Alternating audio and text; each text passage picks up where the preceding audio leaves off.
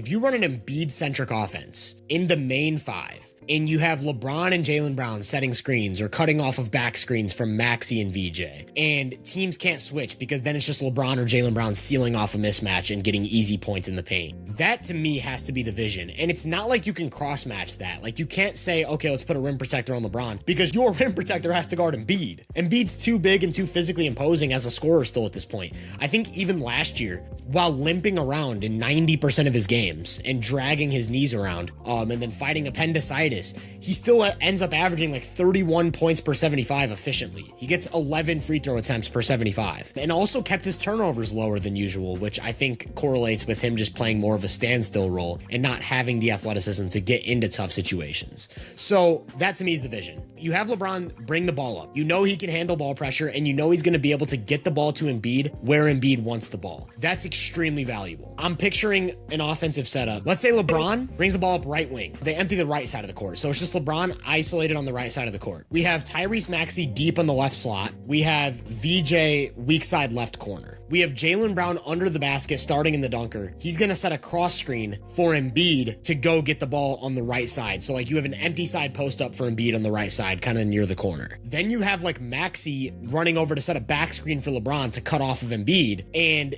that flows right into, if you don't get LeBron on a cut, that flows right into a dribble handoff from Embiid to Maxey empty side. And it's like, wow, yeah, that's really tough to defend. In that short burst, you have LeBron bringing the ball up, not going to turn the ball over against pressure, going to get to the ball to Embiid cleanly close to the basket because he's one of the best passers ever. Now you have Embiid in isolation in open space. You have to worry about LeBron cutting off a back screen. You can't switch it because if whoever's guarding Maxey switches on to LeBron, quick seal, easy layup. So you have to defend that well while keeping someone on Maxey because he'll catch the ball and make a 40% catch and shoot three. And then after all of that, the thing you end up with is Maxey and Embiid two-man game, which has been one of the most efficient actions in basketball for 3 years now. So that to me is the vision. Let's get the ball to Embiid as close to the basket as possible. Start cutting and screening, start moving. You now lean into Jaylen Brown's athleticism without worrying about his spot up shooting. You now lean into LeBron's connective passing and ability to handle pressure and ability to attack mismatches without worrying about his catch and shoot three. And worst comes to worst, like VJ and Maxey are now playing on the move, attacking open space. How do you feel about that? Like, does that not sound like it'd be one of the best half-court offenses in the league? If like it would have some growing pains, but after like a few months stabilizing? Yeah, I think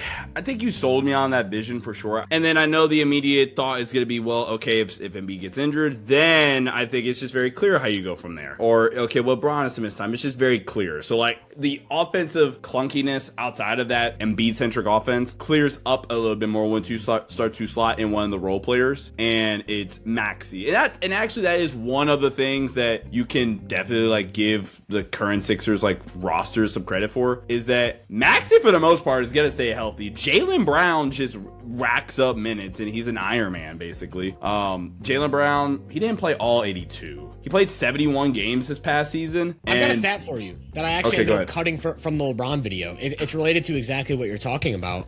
Thinking Basketball has an offensive load metric, which estimates what percentage of a team's possessions a player is involved in on offense. And then I actually went through and I was like, okay, how many players in the league were in at least the 90th percentile in offensive load and minutes played on the season? And there were only 8 of them. 2 of them were Maxey and Jaylen Brown. They both carried a huge offensive load while playing an insane amount of minutes over the entire season. And both of them led playoff teams. The Celtics won 56 games with Jaylen Brown carrying that load, and the Sixers won 45 games. So we're talking about 2 guys who can just like eat up a ton of possessions and remain durable and remain reliable. So there is a lot of value in that. And then even if we're talking like from a secondary standpoint, the Sixers, I'm not worried about them like having a lack of ball handlers. Even with their bench guys, like they get some injuries. LeBaron Feiline Jr., Anthony Simons are 2 guys like from a backcourt, just like you need supplementary ball handling and somebody that can help run the floor with Jaylen Brown and give you another option to initiate offense. Or if we're talking about the bench units again, even to an extent, if it gets to like a knock on wood, obviously, but it gets so bad, like, okay, VJ, you're like our legitimately second best ball handler. Let's go. That's a pretty damn good worst case scenario. It's probably the best worst case scenario any NBA team could probably have. If, all right, our doomsday ball handling scenario scenario is VJ Edgecombe is going to be having 75 touches a night and he's initiating everything for us. That's not bad because at the very least we're development FC, hashtag development FC for VJ Edgecombe. I do wonder, I think a lot of this is going to come down to really, if we're going back to your version of the fit, I'm sold. I've always been sold on Tyrese Maxey as an off-ball mover and off-ball cutter and just mover out the ball. VJ I think has a lot of great chops already. LeBron obviously is especially at the 3-point, like the catch and shoot three is falling. He's an elite off-ball player. It's really going to come down to like how committed is Jaylen Brown going to be away from the ball in the minutes with Maxey, LeBron, VJ, and Embiid, because that's really what can make this thing work. If Jaylen Brown is going to be like, hey, you know, the best you're going to get out of me off the ball is me shooting 5 catch and shoot threes per 36 at volume. I mean, shooting them at like a 34% clip again, then opposing teams are just going to continue to sink in on some of these cutting actions and, you know,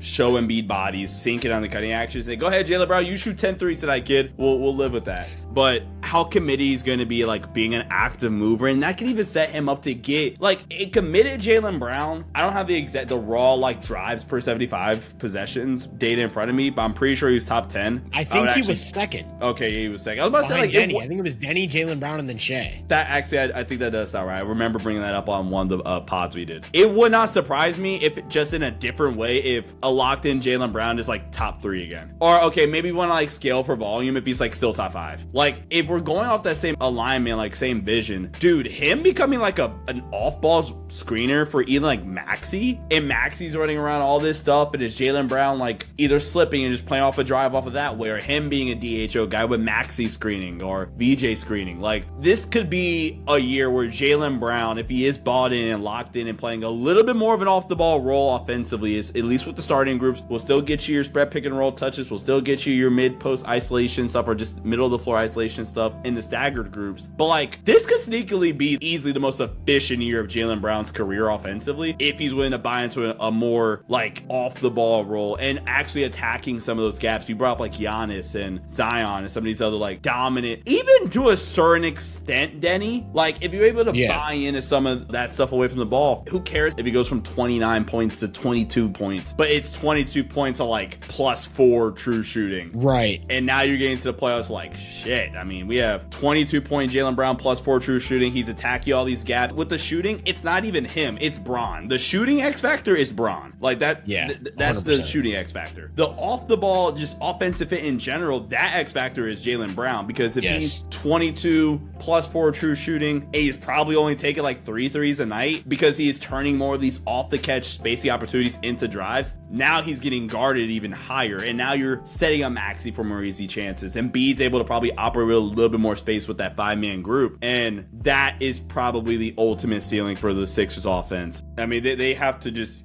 use as much of the time they got with the full group to just try everything for the betterment. Like once we get to the playoffs, we have an idea of how we like to operate.